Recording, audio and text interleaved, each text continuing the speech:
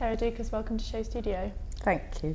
I'm going to start with, it's a simple question, but I think it's actually an incredibly tough one to answer, which is, what is the most important quality to make it as a top model? Is there one, or is that too simplistic? I mean, it's an enormous question, actually, because it's quite difficult to answer. I mean, I suppose there are so many qualities that, you know, I mean, from the very beginning, obviously, one has to be, you know, photogenic with all the things that one needs. But I think to make it as a really top model, you really have to sort of have had the wherewithal and personality to want to go that distance. And you have to have a pretty strong personality and resolve. And I just think all those girls that have really made it big, you know, have got other strings to their bow as well. And that's, you know, interesting.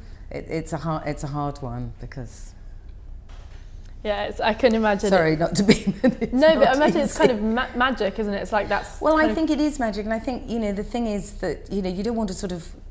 I always feel sort of difficult about answering something like that because you sort of put people off that aspire to, you know, to be a sort of top supermodel by sort of saying things like, well, you know, they've got to have exceptional personalities, which in a way they do, and those top girls do have very strong personalities, and they're very individual in their sort of thinking, and, you know.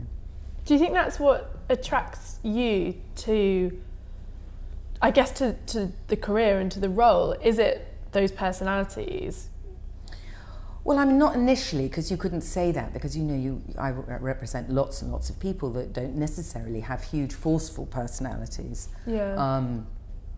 I think it's a difficult thing to live on your looks and, you know, to sort of, you know, to present yourself. So I think that anybody that does, make no mistake, you know, they have a sort of strong resolve, and that they have got, you know, even if it's quietly so, strong personalities.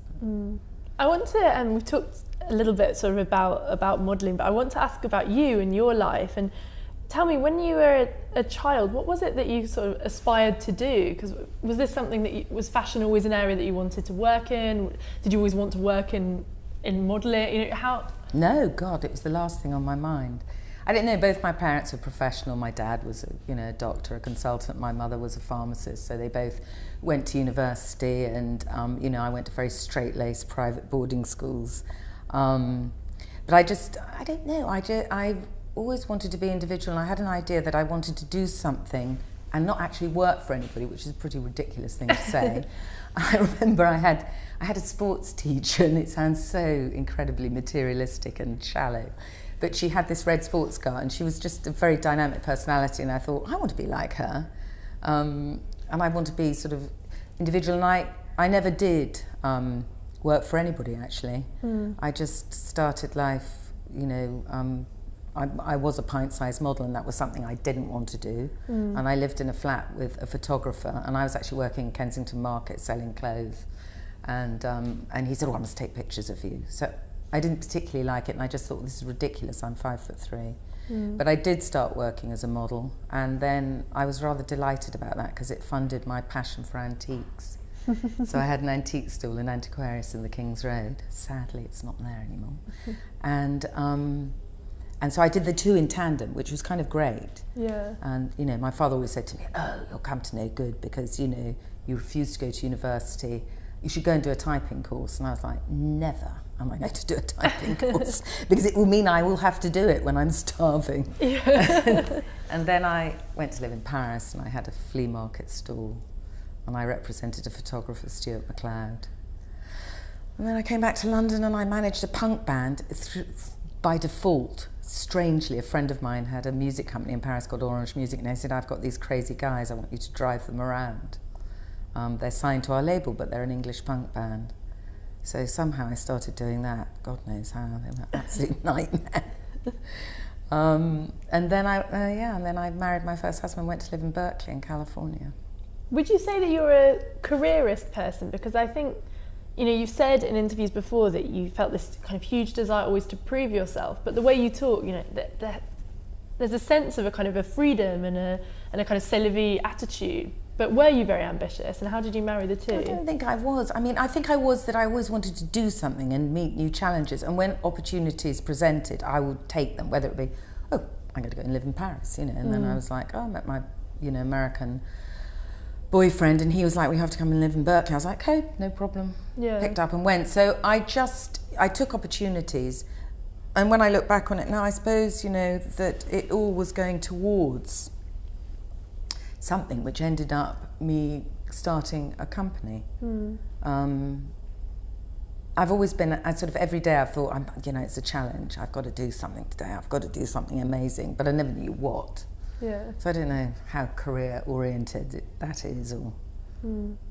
But have you always liked being around people? Because I guess that must be one of the biggest parts. Well, yeah, because, you know, if you have an antique business, you're working with lots of people. I did all kinds of things, you know. I worked in clothes shops, shoe shops. I mean, I did whatever I had to do to make money, because my father disappeared when I was 18 years old, and I mean, you know, there were no handouts. That was it, cut off, done.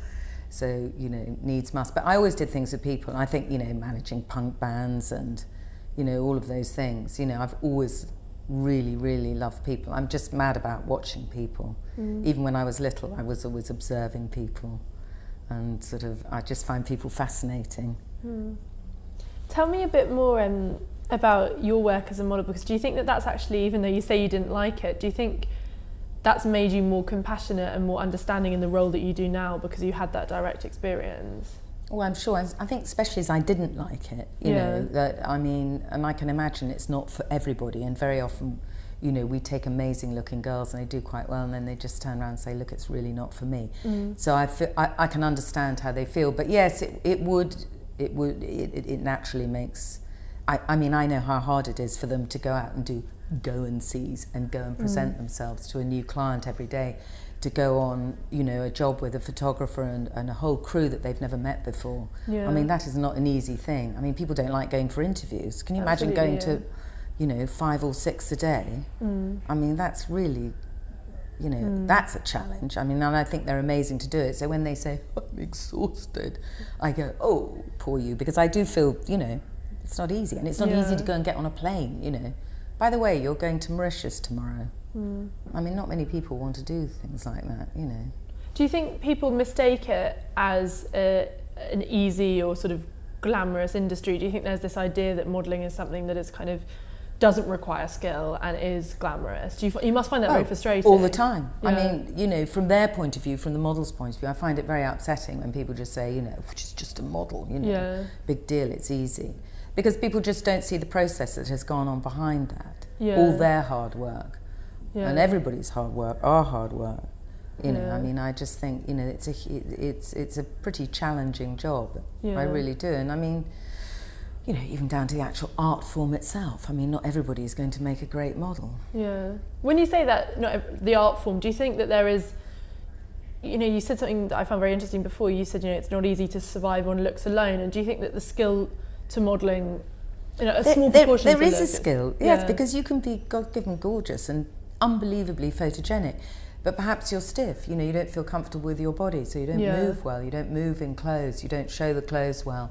And, you know, I always say to young girls when they start, you know, and they wonder, you know, what makes a great cover, you know, and in Storm's reception there are covers. At least I think there still are, and I never look.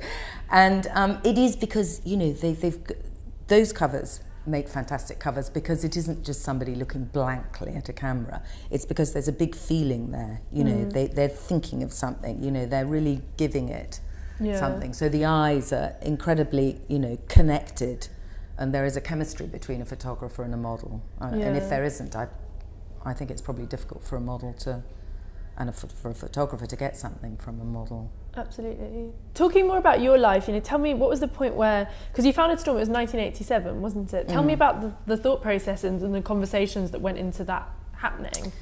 Well, I came back from America, I can't remember, in about 1983, I think, with my husband, who's a musician, and we were totally broke. So I got the first job working for somebody that I've ever had in my life, and I think I was about 27 years old, 26. And so I went to work for IMG, for Mark McCormack, for his agency, Lorraine Ashton. And I sort of thought that I thought, God, I've got to earn a living. I've got to go and, you know, I've got to do something.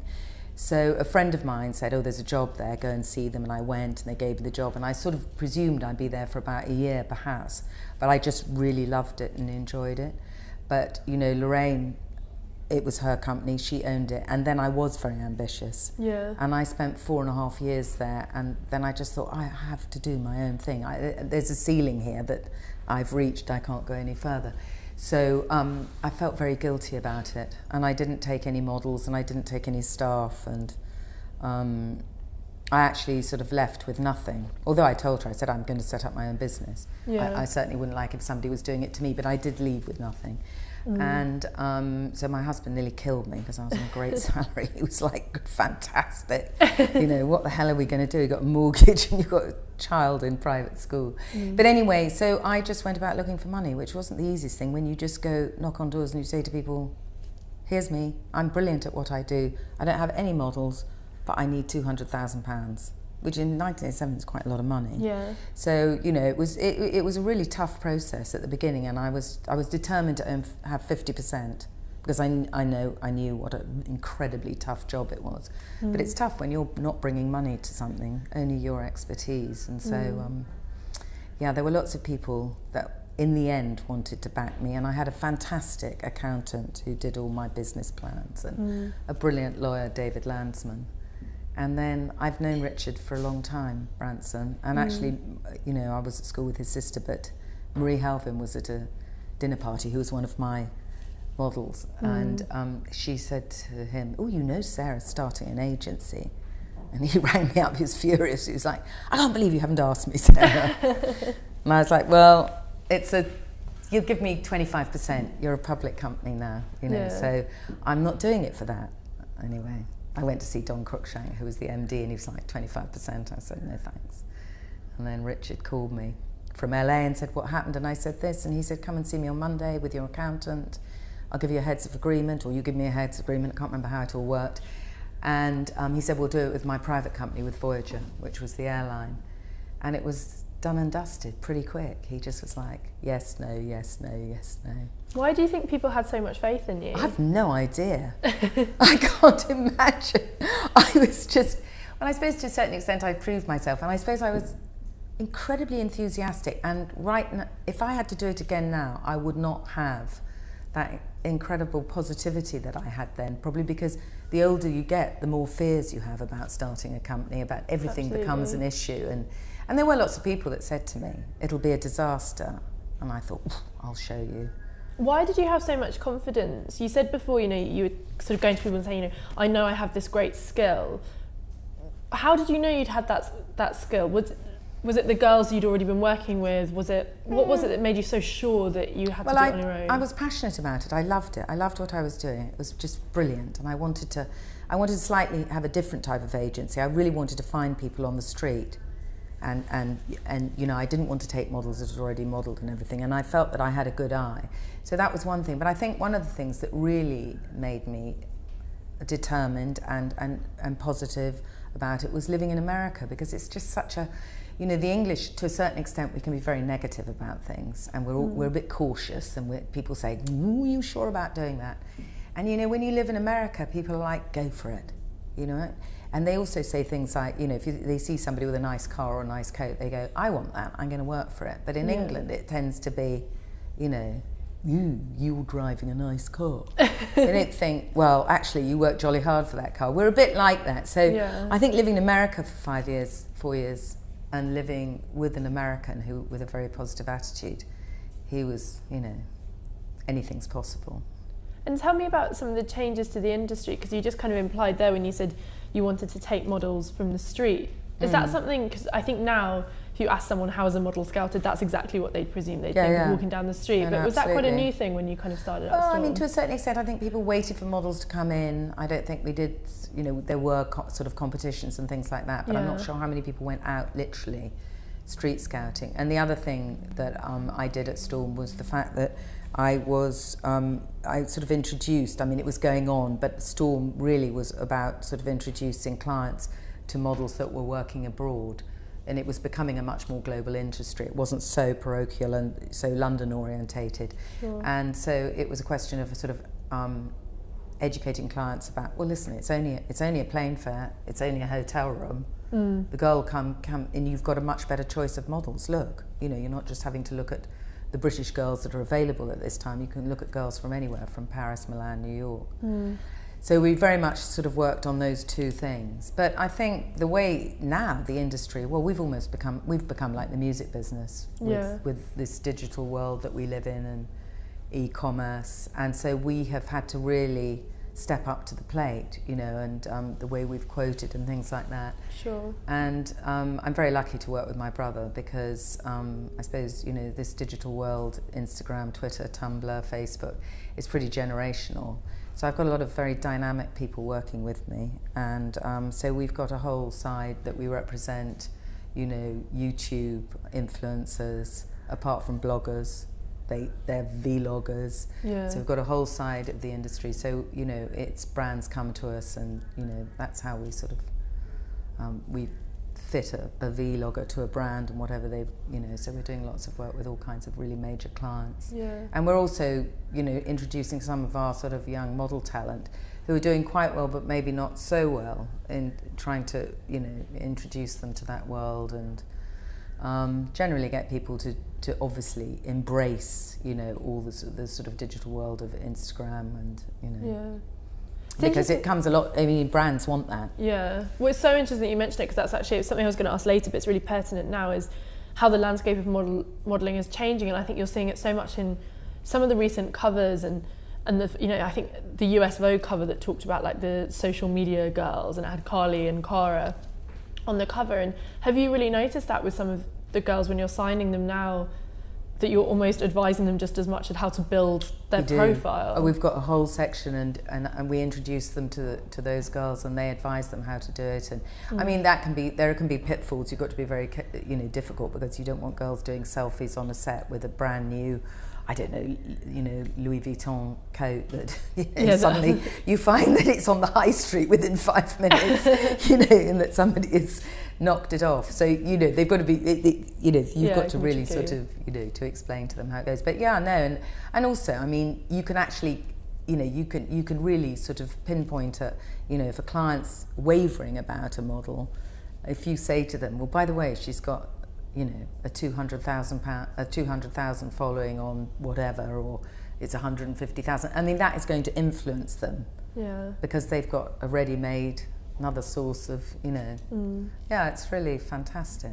It's interesting because the role of the models becomes so much more active. You know, before they were almost just sort of, No, but they really are influential. Absolutely. Yeah. It's interesting. I was going to ask, because with someone like Cara, Cara Delevingne, who's such a big success for you guys, it must be, it's in a way she's bigger than her clients, she's bigger than the people that work for her. Is that really hard to advise girls when they get to that point where, you know, they've got more followers than the readership of the magazine? Well, absolutely, and they have got more followers than the readership, because and then they are just so incredibly powerful.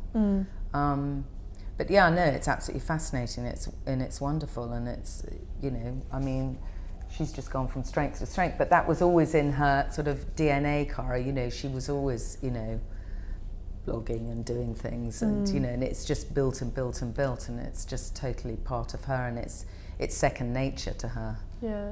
Is it quite a new thing that models are that active and influential as personalities? Well, I don't know. As personalities. Yeah. I think, I mean, we are embracing this whole new world, and I think that, you know, that I can't remember how, you know, when Cara started, but I'm sure she's one of the first people to really, really, you know, I mean, have this huge following and to be very aware of it, and it has played a big part in her career, I'm sure. Yeah. I mean, you know, it's just another facet to her that's made her this extraordinary person that she is. And what's fueled that kind of media obsession with models? Because I feel like, you know, they're such big celebrities now, and I don't know if I'm just being naive, but I imagine there was a time when models, they were much more kind of in the industry, they weren't this kind of public. Well, there was, I mean, years ago, I mean, when I started Storm, they didn't get given credit in magazines. I can't remember which magazines and when a model started to get credit. And I suppose the general public was probably never aware of who people were. They just saw a great looking woman on the cover of a magazine, whatever. And then obviously, I suppose, you know, the sort of late 80s, you know, when there were all those girls that people began to know who they were, Linda Evangelista, Tatiana Patitz, Christy Turlington, Naomi. and then, you know, Kate started, and I mean, they have been personalities for quite some time, and then, you know, movie stars, actresses started coming into our world, and then that was another kind of difficult thing for us, that, you know, if you look at, you know, 12 covers of British Vogue or any magazine, you're gonna see a lot of actresses, and it isn't dominated by models anymore. So that's why I think it's incredibly important that models at that level have to really, you know, do other things that bring attention and, you know, propel them. When, 'cause, you know, it's kind of American Vogue that kicked off that celebrity thing, you know, Anna Wintour putting celebrities on the cover. Did you find that quite frustrating when you started to see actresses kind of modelling fashion? Well, yes, no, it is. I mean, you know, and they took all the big campaigns as well. It's incredibly annoying, but it's just the way it is. But it's another thing, you just have to deal with it, which is why you need to do so many things to make the model, you know, the general public more aware of her, so that her power is stronger, that brands are going to use her. Yeah. Would you say your job's more difficult now than it was when you started, when it comes to working with the girls? Because I guess when you started, a lot of it was just to do with their appearance, whereas now... Well, yeah, no, it's you know, it's really big business now, and the girls are much more powerful, and they have a real voice. Not saying they didn't before, and, you know, that we're not dictators, but at the end of the day, you're working with them totally. It's not us being the agent representing them. You're working with people like that, you know, so you sit and have huge meetings. We've got, you know, we have about 7 people working on the really big girls that warrant it, because they are doing lots of other things as well, with, you know, with their social media, with their acting, with this, with that, music, whatever it is. So we have in-house PR. Paul has worked with me for 20 years. We have branding, licensing, trademarking, and we sit and have really big meetings with them, you know, looking at the next step and everything. So that's very different, you know, it isn't sort of picking up the phone and saying, right, you know, here's an option for whatever, and, you know, doing that. There's a huge amount of, you know, strategic business that goes into it. It's interesting to say very different, because I want to go back, we kind of skip forward a few years, but I want to go back to that point where you founded Storm, because you found it in your bedroom, didn't you? Tell me, how did you operate? Yeah, Storm. Oh yeah, it was just, well, it was a nightmare. I mean, I suddenly, you know, starting a business, my God. I started it with a nanny, one of my nannies, and she wanted to do it. She worked for a friend of mine, Gay Exton, Christopher Reeve, and she used to look after my daughter, and with a friend who was in the music business, and with an ex-model. So I had to teach them to book, and then we didn't have a place to go, so we had phones in different rooms. It was totally mental. And I was like, and I had a lot of really nice clients who were like, I always remember this woman, Jackie Bluestone at M&S, and she used to say to me, I'm desperate to book a model from you, Sarah. Can I be the first person to book a model from you? And so, you know, I'd found about 4 or 5 girls on the street, and then good friends in the industry had given me girls from foreign markets. And so I felt really sorry for them, because they flew in, and the agency was in my house, you know, it was in various bedrooms all over the place. We had these really old-fashioned phones. It was chaos, but somehow it worked. And then Richard gave me an amazing building for about 8 months in Harrington Gardens, which he was selling. So that was also quite mad, but anyway, it sort of developed and developed. And I wanted to be a terrible snob, and so, you know, we were very difficult to get into. So if I think about some of the fabulous girls that came to see us that we turned away, I'd be like, love to have her now. But I just wanted to make it very, you know, I just wanted it to be really exclusive, and that we were doing really different things. And yeah, and then I bought it. Well, Richard bought me an office in Marloes Road, which was our first place, and we stayed there for about 11 years. But sounds kind of wonderfully chaotic, though. It was chaotic. Yeah. I mean, it was incredibly chaotic. It was the models I felt sorry for. You know, I can't imagine some of the models we represent now coming to my house. Did they mind, or? Well, they were a bit like, you know, what's going on? I'm like, well, we're brand new. Don't worry about it. It's fine, you know. So it was a big thing doing that, trying to persuade them that we were a proper business, you know, and trying to keep everything together and teach people how to book and doing everything. And I didn't have an accountant at the beginning, so I was like, my God. But it was great, because it just means that, you know, when you really work from grassroots up, you know exactly how you want it to be and where you're going with it. But Do you remember the first few girls that you scouted? Were any of those girls that ended up being really, really huge? Who was the first kind of real Storm success story? I had a great girl that I found outside Dover Court garage on Battersea Park Road. And I remember she did the cover of Lay magazine. So for me, that was just like, my God, you know, this is amazing. Lay magazine, I don't think it exists anymore. I had girls that did pretty well, but I suppose the first person that did monumentally well, I think I found Kate about 18 months after. I was constantly looking for people, finding people absolutely everywhere and anywhere. Tell me about spotting Kate. I know you've been asked about this so many times, but you know, because one thing that I find really interesting in your work is I feel like you have, and I think quite authentically, not in a kind of deliberate way, always champion people that perhaps wouldn't traditionally have been considered a model, even things for kind of as simplistically as their height. And I wonder, was that something that was quite deliberate? Were you actively looking for people that would break the mould, or was it just that they were beautiful? No, absolutely not. No, I never think about that. I mean, I suppose actually before Kate, I think I found a girl called Jane March who was about 5'3", and that was the first time we put anybody in a film. We put her in The Lover with Jean-Jacques Arnaud, which was super exciting. But so obviously that she was not traditional model because she wasn't tall enough. So I didn't really care. I never thought about it. I just thought, ooh. Yeah. She's amazing, she can do beauty and maybe we can put her in a movie, or, you know, I just... no, so I never thought about challenging, you know, what the norm was at all. And, you know, Kate, I think was sitting on a piece of luggage in the queue for a Pan Am flight from JFK to London, and she was on standby. So I was making a call and I just happened to turn around and see her sitting on this piece of luggage, but, you know, my eyes... I'm just mad about looking at people, so I just saw those cheekbones and I just thought, God, she's amazing. But unfortunately I didn't approach her then because I couldn't, because it was before there were taxis at Heathrow. It was in the dark ages. I was trying to get my husband to pick me up from the airport. No. And so then I told my brother and he was like, oh, you idiot. Because we'd just been in America looking for girls. It was one of our first big trips to America to get supply for Storm in London, and he said, you are a bloody fool. And anyway, luckily she came.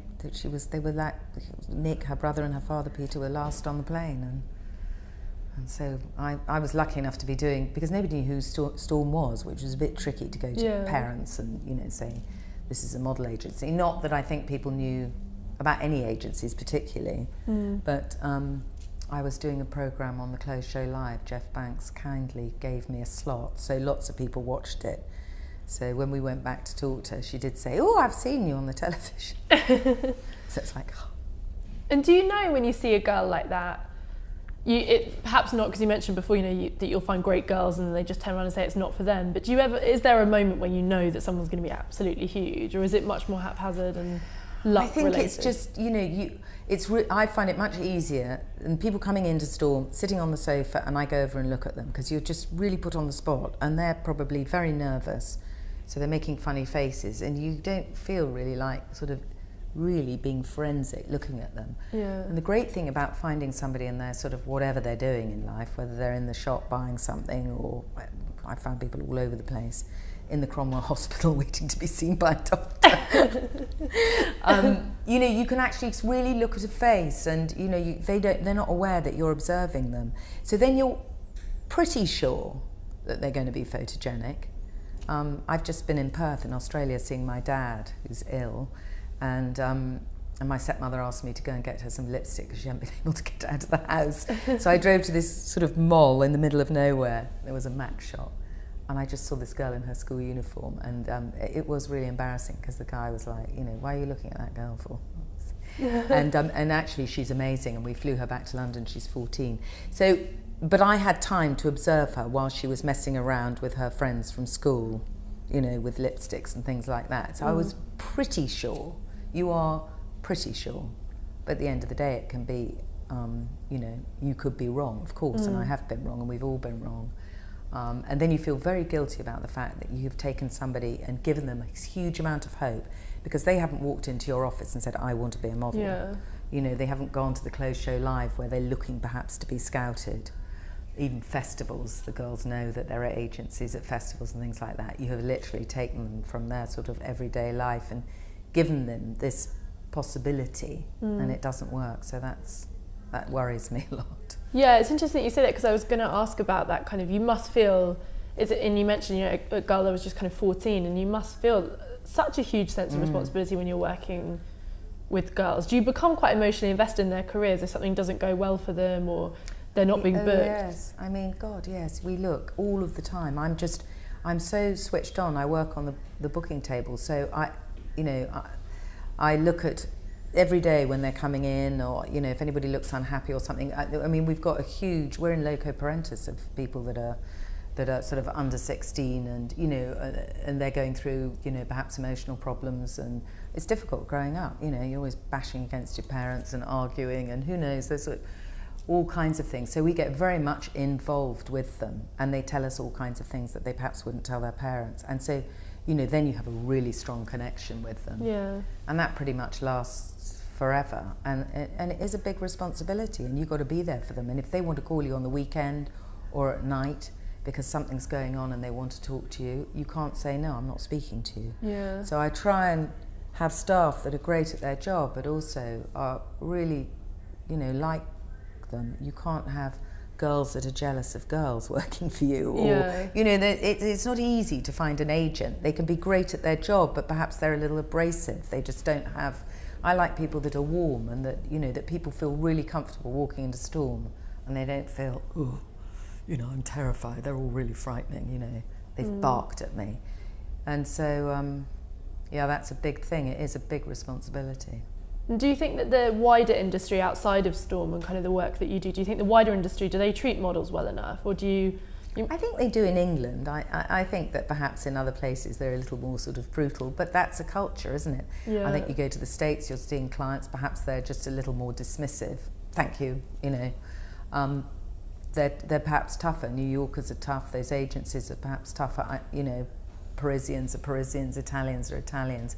I tend to think that perhaps sometimes it's a bit of a shock for them when they've been with us and we're very nurturing, and I'm not saying we're wonderful, but we try and be wonderful, and then they go off into other markets, and they're not quite so sweet as we are.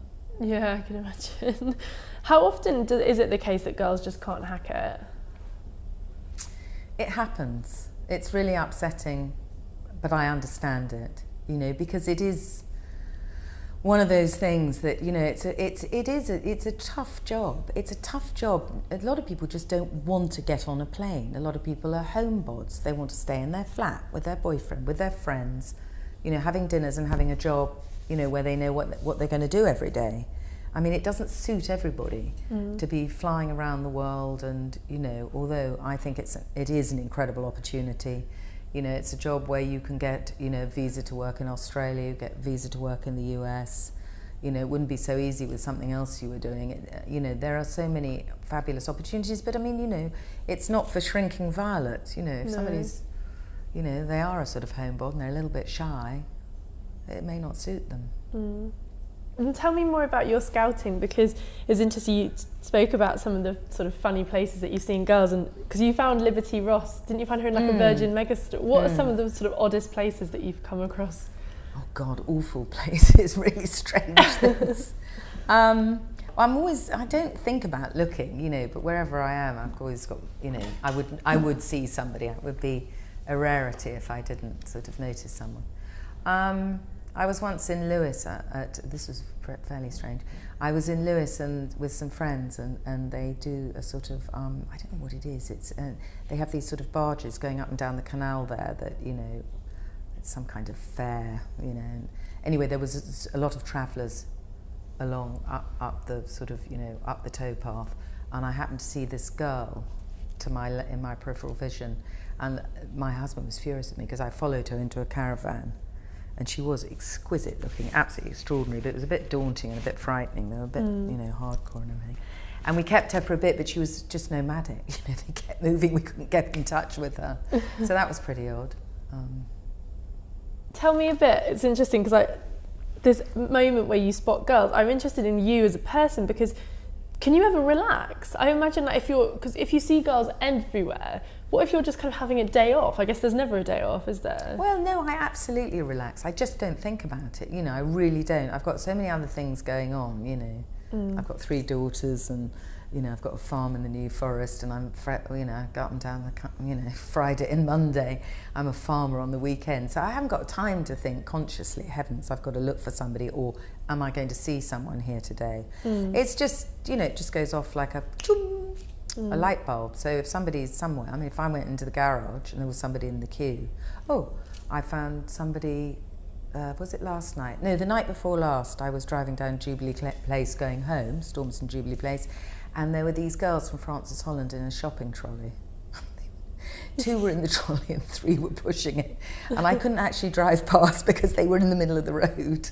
It's a one-way street. Anyway, I stopped, I managed it, they moved in, I managed to get around, and there were 2 great looking girls and the others 3 were little, so I didn't want to upset them. I got out of the car and we had a good old chat, and they're going to come in and see me, 2 of them.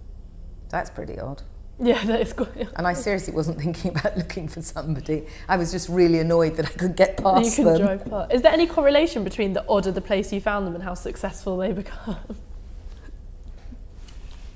I just don't know. How can you say? You know, it's oh, I found you know, a great girl Hazel that's with us. I found her in the field opposite the farm because her father Chris works in the Rural Studies, which is a place opposite my farm, and they were having a sort of fair, and she was there, and she's doing really well. She did Paris shows. She's really fantastic. And tell me a little bit about kind of it's interesting to talk about the way the landscape of modelling has changed, because I think someone like Kate, who obviously you discovered and worked with, she was kind of responsible for that in some ways. In kind of, do you feel like she did open up the landscape of what could be a model? Yeah, she definitely broke boundaries. I mean, she was really sort of, you know, blasted into that scene when, you know, all those girls were very tall and, you know, they were quite daunting looking, quite frightening looking, you know, made up with sort of shoulder pads, Linda Evangelista, and gorgeous and everything.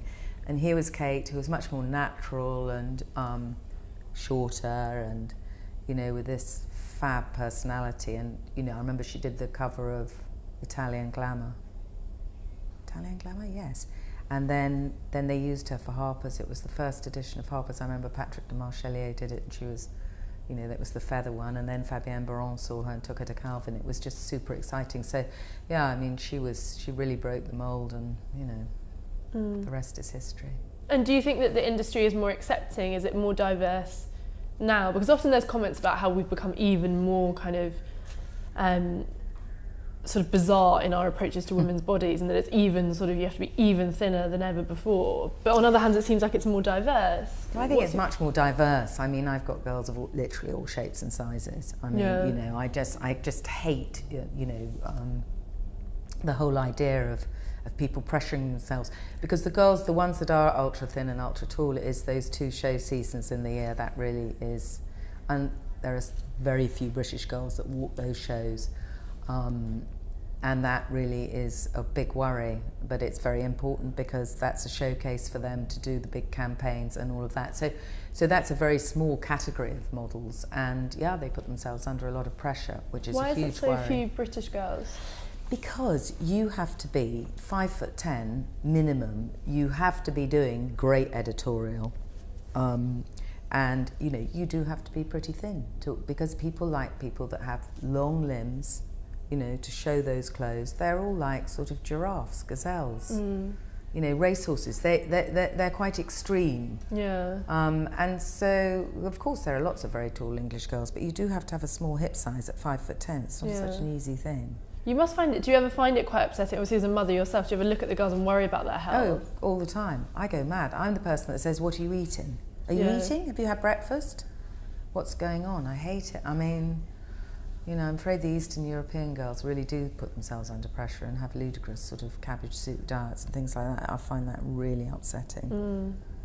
And what do you think of the efforts that people like, you know, Alexander Schulman or whoever have made to kind of speak out about these unrealistic expectations? I think it's brilliant, and I think it's, and she's absolutely right. And they wouldn't, you know, they wouldn't book somebody who was ultra thin. There would be no way. So, I mean, of course we get girls in. We get girls in specifically at Showtime that have come from somewhere else, and they are just so terribly thin. and we send them home sometimes because I just know that, you know, this is really an unacceptable thing and the girl perhaps is potentially ill. Yeah. But in all that, there are people that are very thin that get caught in the crossfire. Yeah. And do you think that it's exacerbated by designers making samples that are so small? Like, what's the way out of it? Well, I mean, they do make very small samples. Yeah. And, you know, so that's what they do. And there's not really, it's difficult to have room for people with a bosom, and, you know, those clothes look great on somebody with a, you know, strong shoulder and not so much of a bosom. And what can we do? It's the way it is. Mm. But do you think the eye is changing a bit? Do you think we're seeing even just kind of the girls that are being shot for advertising? Do you think that consumers yes, it's definitely changed. Yes, and girls, I don't think, you know, girls don't feel the pressure. They know perfectly well that, you know, if they're shooting, whatever they're shooting, it's ASOS, Marks and Spencer, you know, they're doing campaigns for this, that and the other. There isn't this intense, you know, they don't have to really put themselves under pressure, that people do want them to have a bosom and have a curve, and, you know, that's totally fine. Mm. Tell me a little bit more just about kind of some of the girls that you've worked with, because there must be girls that you're particularly fond of. Like, how do you keep that kind of professional, personal divide, or do you just not? Do you end up kind of, because some of them must be like daughters to you now. Well, no, they are, and I adore them, and, you know, often they say, oh, can we come to the farm, and, you know, things like that, to my farm. I think it's important that you keep, to a certain extent, I mean, I just don't want to involve myself in their lives too much, and greatly now, because I'm getting to a grand old age, they're not going to want me hanging around, so that's rather handy. But I do say to my staff, because, you know, if something goes wrong, we love them, and, you know, we take them out to dinners and do all these things, but at the end of the day, if something goes wrong, your staff have been very involved in their careers, and they get very, you know, upset if something doesn't happen and the girl decides to leave. God forbid, it doesn't often happen. But I always say to my staff, look, be a little bit careful. You know, I think that you need to keep a bit of a distance. Mm. Having said that, I mean, my phone number is available to everybody on mobile, so anybody can call. So all of that is fine, but I don't think we should get involved and socialise too much and all of that. Mm. And tell me about, you said when you started Storm that you turned away some great girls because you wanted it to feel really exclusive, and you've mentioned in interviews before about kind of letting Stella Tennant slip through your fingers. Are there girls like that where you look at them and you're like, damn, I missed a trick? Yeah, it does happen, of course it does. It's so infuriating, because especially nowadays, you know, you don't quite know what's really going to go. I mean, you know, there's a certain look that you know they're going to work and they're going to do well. But if it comes to more actually foreign girls that we've turned down, you know, because we get inundated every day from all over the world with people saying, have a look at this girl, have a look at that girl. And sometimes it's, you just can't call it. And then, you know, they ring you, the foreign agent rings you sort of 3 months later and goes, well, you know, she did an exclusive for Prada. And you're like, damn. You missed the boat. And I'm like, happens. And are you quite good at letting things go? If God, a girl yes. leaves, if you miss someone? Absolutely. Whatever happens, I'm really good at big stress. I get really cross about somebody parking in my car parking space. But really big stuff that goes on, I'm totally cool. You have to be. You know, you're running a company like that, all kinds of madness happens, and it's very stressful.